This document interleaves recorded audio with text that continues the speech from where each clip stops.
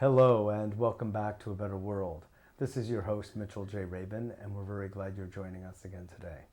Today we're going to have another very interesting show.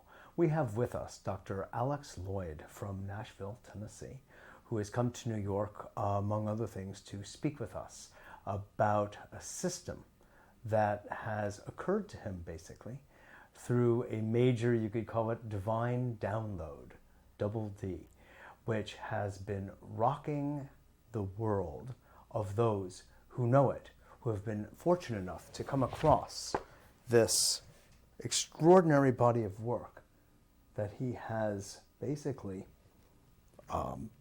given birth to, if you will, called the Healing Codes.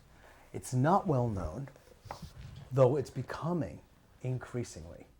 And why? Because people are seeing the real tangible benefits in their physical lives, in their emotional lives. We're at a point in history where the world is changing rapidly. Newer things, innovative things are happening all the time in the world of healing, in health, in wellness, and across the board. Well, Alex has brought forth one of those things that can really make a difference in people's lives. In many ways, it's a confluence of things that you probably already know. The role of belief systems, the role of feelings and thoughts as they relate to the body.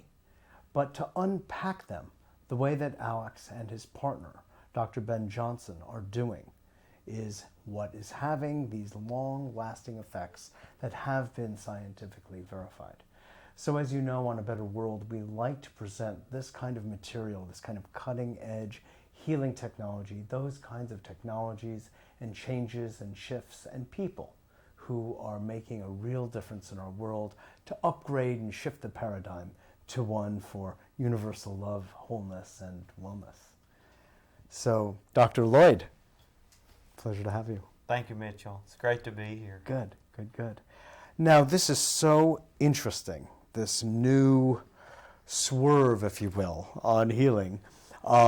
As I said, using a lot of what we basically know about what causes illness, Right. what causes depression, what causes problems, conflicts, inner, etc. Right. But you're doing something innovative with them that's beginning to have these longer lasting effects. First of all, how did all of this come about? Yeah. To tell you that, I've got to give you a little bit of history. Please do. I've been married 20 years this May the 24th. I'm happy for you. Thanks. Mazel tov, as we we're say in Chinese. We're going on a trip here in a week or so. Great, good. And my wife and I got married, I guess like most people do, thinking our life was going to be happily ever after. And what movie did you watch? I watched too many of them. and less than a year later, both of us wanted a divorce. Even though we loved each other and in a way, life was just so miserable, you know? Mm. And after visiting 3 doctors, we discovered why. Tracy was severely clinically depressed. And Mitchell, over the next 12 years, we went on an odyssey that cost us tens of thousands of dollars. We learned lots of wonderful things, and some of it was good, some of it wasn't, but Tracy was always still depressed. I mean, we did nutritionals, we tried antidepressants even, we did homeopathics, meditation, prayer, and a lot of those are great things. A lot of them we still do.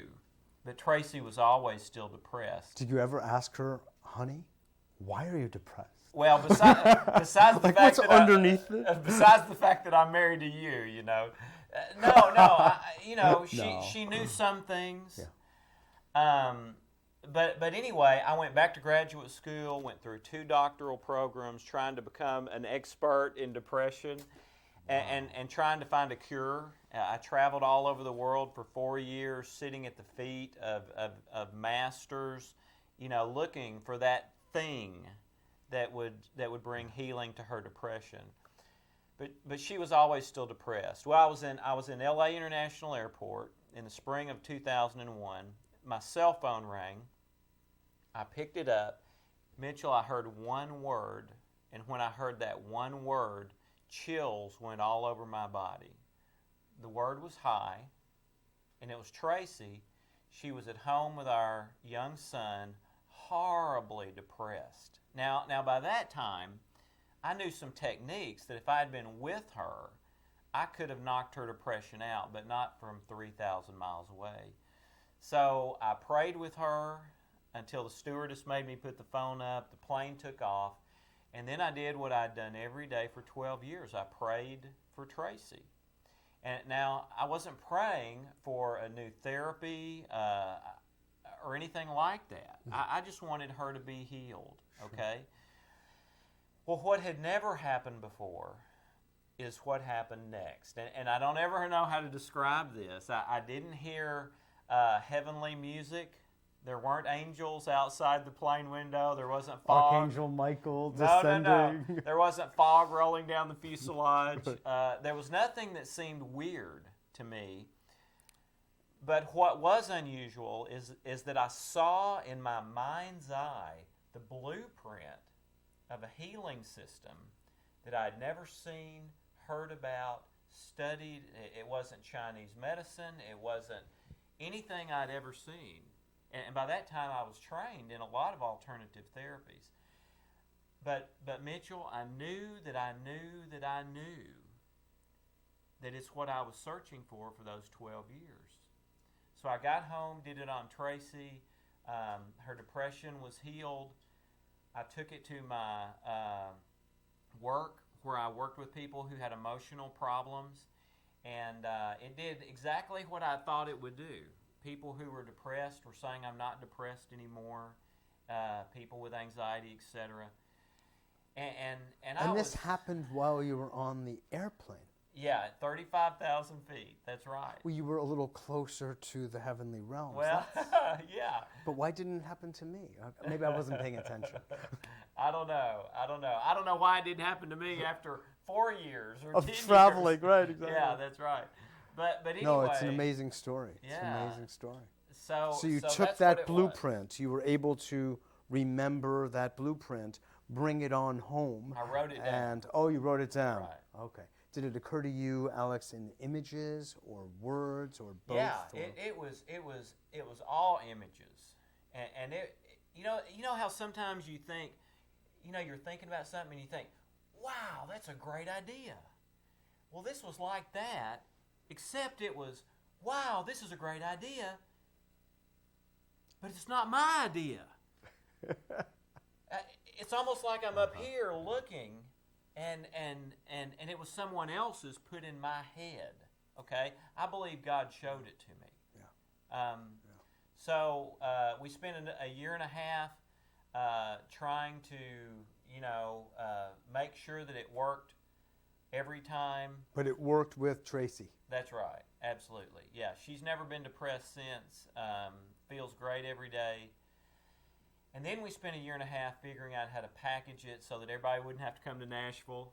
And then in June the 6th of 2004, we released the Healing Codes. Wow. Now, you have an associate in all of this, Dr. Ben Johnson, who I mentioned earlier. Why did he affiliate with this? I mean, the story, the little bit I know, is rather profound. Would you share that with us? Yeah, that's a great question. I call him Dr. Ben. Dr. Ben has 3 medical degrees. He's an MD, a DO, and an NMD. He was a flight surgeon in the Army. He was a FAA senior medical examiner. And when we met, he was the director of a cancer center in Atlanta.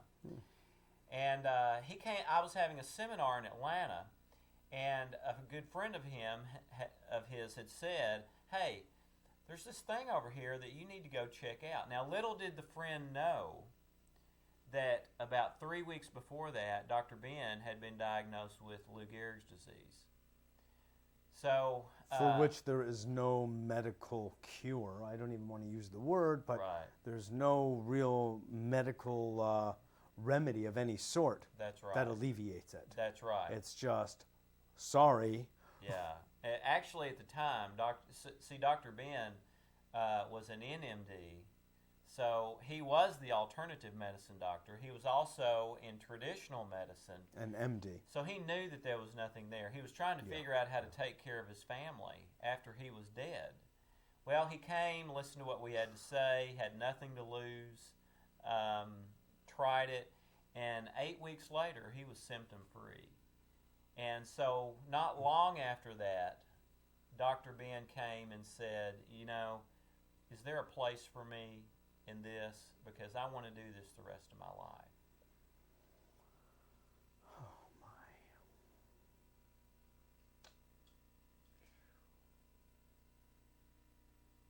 Hence a partner.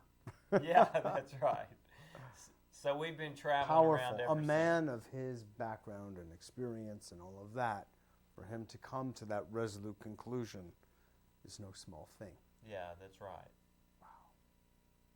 Exhilarating. Well, it really is. It's a very definitive compliment of the system. Well, it's not a compliment to me because I believe I said the of the system system. was given Of to the me. system. But I agree with that. Yeah. You're the carrier of that. You're Right. the messenger. And Right. This is good. Right. We thank you. Right. Well, But and also Tracy, interestingly, because there's something in the way it seems the divine works that there's always a confluence of elements that through which miracles happen. Yeah, she put me on a mission. So, exactly. And you stayed focused on it, and voila, That's right. look what happened. So, That's right. well, so those are the kind of the building blocks of what occurred historically in bringing this to fruition. You spent a year and a half testing it, developing it. Now, you've used heart rate variability. Would you explain what that is to the audience and how that is a useful tool in measuring stress levels, et cetera, anxiety? Yeah, heart rate variability is a stress test, basically, in traditional medicine. And that's what we used to show ourselves, is this really making a difference or not? Okay, so we just did pre-post test on people, and it was not a control. It was not anything controlled or randomized or anything like that. It really wasn't even for the people out there. It was for us to be able to see, okay, is this placebo? Is this just something that works on some people? Or is this something where there's really a consistent effect? And what we came away with, even though it is not a traditional study, was this is a consistent mechanism that reduces stress, physiological stress in the body, that I believe is the common thread that runs through all illness and disease. And so I knew that if we could reduce that enough, that anything is possible, because one of the first things stress does is suppress the immune system. So if you can remove the stress, on the other hand, the immune system pops back up and is capable, as you know, Mitchell, of doing things that seem like an absolute miracle. Well, it's not a miracle. It's just that the immune system is now working the way it's supposed to, when for the last 20 years it hasn't. So, yeah. And someday, Alex, our brains will work the way they're supposed to. That's in full force. And then watch out, That's right. Humanity will become the true divine inspired beings that we really are. That's right. Instead of just that 10%, right? Exactly. Yeah. Exactly. And in some cases, 5. That's right. So you're working with stress. You measured it in your way. It wasn't what you'd call a tight scientific study, but it really showed you and your colleagues a consistency of stress reduction over time. Now, you and I both know there are many other systems out there that make all sorts of claims, and many of them are very valid approaches. We were speaking about some of them before, like EFT and thought field therapy and on and on and on, right? EMDR. Yeah, those are great things. These are really very interesting, very valid, and useful systems for. However, you did make an important distinction in terms of the heart rate variability study that you know of, which is that Will you share it with us? I think it was the next day or two. Yeah. There was more of a lasting effect, it seemed, with the Right. healing codes. Yeah, Dr. Callahan with TFT wrote a book not too long ago where he reviewed 30 years of research on heart rate variability. And as he reports in his book, the shortest amount of time that anything had been found to reduce enough stress in the body to where it went from out of balance to imbalance was about 6 weeks. Okay. Well, what we were finding with the healing codes is that in about 8 minutes we could remove enough stress a lot of the time, not every time, for the autonomic nervous system to go back into balance. Well, that's really cool, but like you said, there's a lot of things that'll do that. But one thing that we were really tickled about is that when we tested the people 24 hours later, the majority of them were still in autonomic balance without doing any additional codes or anything else. So again, that's not an indicator for the world or for a controlled study, but it showed us again that this is doing some great stuff. Yeah. There's something consistent changing in the nervous system. That's right. That is really worth noting. That's right. Very interesting. Now, what would you describe as the principle behind the healing codes? Sure. I think there's two aspects. One is the actual mechanism. The healing codes is a spiritual process. It's not a religious process. It's a spiritual process that revolves around a mechanism. And the mechanism is 4 healing centers on the body that are not acupuncture, not anything you've ever seen. That's the one thing that's never happened is someone calling and saying, "Oh yeah, I've seen this before." Okay, totally new. They're and not the different. chakras. No, they're not. No. But it's the coded The sequence. places are. Will you show us where they are? Well, they're on the head and upper torso. Okay, and that's all in the program. One is in this area. One's in this area, one's in this area, one's in this area. Do you feel that you're working with the energy field itself? It involves energy, but I think of it in a simpler way, and that's the other component besides the mechanism, and that's what's the mechanism doing, okay? Mm-hmm. And what the mechanism is doing is removing the lie from our wrong beliefs and memories. Mm-hmm. Okay, and I had a client of mine who had a horrible trauma as an adult. She called me on the phone. She said, "Dr. Lloyd, I don't know if you can help me. I've been trying everything for 3 years. Nothing's worked." Okay, what happened 3 years ago? She told me what this trauma was. Very terrible thing. I gave her the healing code for that. 3 days later, she called and said, "Dr. Lloyd, this isn't doing anything. I'm going to stop." I begged her to keep going. 3 days later, same thing. Begged her again. 3 days later, 9 days into doing the codes, she called back and was just weeping, just weeping on the phone. And I told her, don't remember that. Don't think about that memory. Don't want you to do that. Just do the code for it. But if something changes, I think you'll remember. You'll know it. So she kept saying, "It changed. It changed. It changed." She calmed down. I said, "I think what you're trying to say is that memory of the trauma changed." She said, "Yeah, it did." I said, "What happened?" She said, "Well, I was doing the healing code. I wasn't thinking about it the way you told me to. All of a sudden, here it is like watching television, only for the first time, I felt love and forgiveness and compassion." Well, before we started, Mitchell, when I asked her, "Okay, well, what do you feel about this?" She said, "I feel like a piece of meat. I feel dirty. I feel..." This was the rape situation. Yeah, And now she knew rationally that those things weren't true, but that's still what she believed and felt in her heart. So it removes the lie. After she healed, she didn't believe she was worthless anymore. She didn't believe she was dirty anymore. She didn't believe that she couldn't have a great rest of her life. She didn't believe it was her fault. Okay? Well, she tried everything to not believe that stuff, and nothing worked.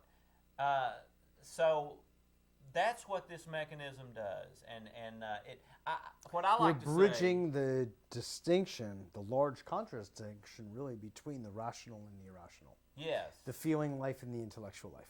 Intellectually, we know everything, we can understand, we can reason, and all of that. But emotionally, we are dealing with issues that have at base a question of worthiness. Right. And out of that comes all sorts of irrational things. That's right. I'm a piece of meat, I'm this, I'm that. You Right. know, and it just spins and spins and spins, and there's no getting out of it unless enter, say, something like, or the healing codes. Yeah. There's a mechanism in the brain. Does that make sense? That's right. Okay. That's right. There's a mechanism in the brain that flips the stress switch. So it'd be a pretty good question to ask, how does that mechanism decide whether to flip the switch or not? Here's how it decides. Should I ask that question? Go ahead. You did already so well.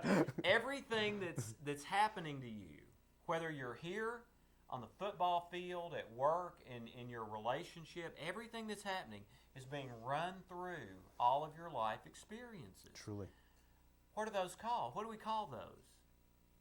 A life experience or neurosis? They're memories. No, they're memories, yeah. So it's running it through all those memories. Sure. So if what is going on with you... It's that filter of perception that we were referring right. to earlier. That's right. So if what's going on with you right now has some memory somewhere that has pain or trauma or anger or fear or sadness in it, that mechanism in the brain flips the stress switch. Exactly. Yeah. And all of a sudden, your immune system's suppressed. And if that keeps happening, then it's just a matter of what's the weak link, and something breaks. Exactly. Now that's bad news. But if you can reverse that and say, okay, but wait a minute, what if I can go to that trauma or that pain memory and heal it? Then what I'm doing now won't flip the switch, and that's exactly what happens. And then your immune system can do its thing. Exactly. Bring you actually to optimum health. That's right. Because it doesn't have a program that's suppressing it. That's right. And activating and lighting the fires and causing actually inflammation. That's right. Which is the cause of most pain and a lot of disease. It's an inflammatory process. That's right. That there's too much fire in the body. Right. To use a Chinese diagnostic notion. That's right. Too much fire. That's right. Absolutely. Very interesting. In our last minutes, we need to hear a couple of these healing stories. What are the ones that have impressed you most, Alex? You know, one of the ones that's impacted me most, and it's going to seem weird, because when people... And the rape one, by the way, if I may say, is so impactful and so important because there are so many women who have suffered that kind of abuse, that kind of issue. That's right. And they spend their lives repeating the memory right. of the perception of themselves. They can't get out of it. That's right. So that's right. And maybe another one that's impacted me a whole lot is kind of the opposite of that. I had a lady in Manhattan, we're in Manhattan right now, who called me and she said, Dr. Lloyd, I don't know if you can help me or not. I don't have a health issue. I have 180 IQ, graduated with honors from an Ivy League school, have been tabbed for greatness in world financial markets and on Wall Street. And ever since I've started, I have found a way to sabotage my success. I've done it with relationships. My health has suffered. I've tried everything for years. So I gave her the healing code for that. It healed very quickly, but that's not the story. The story is the memory that, as she put it, Mitchell, had ruined her whole life. Okay? This is it. When she was 5 years old in the Midwest, her mother on a hot summer day gave her sister a popsicle and would not give her a popsicle. And her mother even said Now, your sister's had a good lunch, honey. When you have a good lunch, you can have a popsicle too. Now, that's the reaction I get whenever I tell that story. Is, wait a minute. What's the rest of it? Did she throw the popsicle and it hit? Mitchell, there is no rest of it. That's it. The rest of it is the way her life fleshed out. The rest of That's it, the rest of it. The rest of it is what got programmed into her through that event. But you got to remember, the programming occurred through the eyes of a 5-year-old. Truly. What got programmed in was this.